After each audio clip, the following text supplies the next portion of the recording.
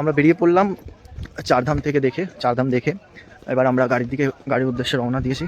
গাড়িতে বসবো, বসে রাবাংলাতে যাব। রাবাংলায় গিয়ে বুদ্ধা পার্ক দেখে লাঞ্চ করব, অথবা লাঞ্চ করে বুদ্ধা পার্ক দেখব, দেখে গাড়িতে উঠে তারপর গ্যাংটক আমাদের রুম বুক করা আছে। ওখানে গিয়ে আজকের দিনটা রেস্ট।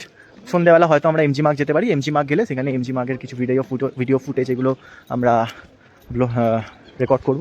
তারপর আজকের দিনটা ওই করেই কাটবে। কালকে নর্থ সিকিম। ওকে, আমরা চলে এসেছি রাবাংলা বুদ্ধা মনেস্ট্রির সামনে। এই আমরা এখানে প্রচুর ঠান্ডা, প্রচুর পেলিংয়ের থেকে একটু ঠান্ডা বেশি এখানে। আর এই সেই বুদ্ধা মনেস্ট্রির এন্ট্রেন্স। এখান দিয়ে গিয়ে আমাদের রাউন্ড হয়ে ঘুরে ওখানে টিকিট কেটে তারপর সামনে বুদ্ধা মনেস্ট্রি ওই দেখা যাচ্ছে।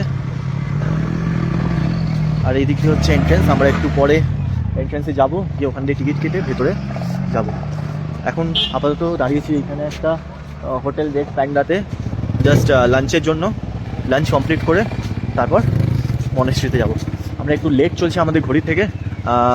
আমাদের কাছে লিমিটেড টাইম। আমাদের এখান দিয়ে দেখে আবার আমাদের বেরিয়ে যেতে হবে তাড়াতাড়ি করে গ্যাংটকের উদ্দেশ্যে। গ্যাংটক এখান থেকে আরও 3-3.5 ঘন্টা রাস্তা। এবার তারপরে পাহাড়ি এলাকা প্লাস সন্ধে হয়ে আসছে। আস্তে আস্তে আমাদের গ্যাংটক ঢুকতে মেবি 7টা-8টা বেজে যাবে। So as much as we can আমরা ফাস্ট মুভ করার চেষ্টা করছি।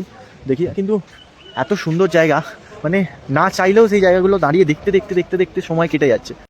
তো রাবাংলা বুদ্ধা পার্ক দেখে আমরা বেরিয়ে পড়লাম, যাচ্ছি। ভেতরে ফটোগ্রাফি প্রচুর প্রহিবিটেড, ওই জন্য ঠিকভাবে ভিডিও করা যায়নি। তো ভেতরটা ভালোই বড়, বুদ্ধা পার্ক আছে আর মিউজিয়াম আছে। সো সেরকম আর খুব একটা ভালোভাবে ভিডিওটা করা যায়নি ভেতরে।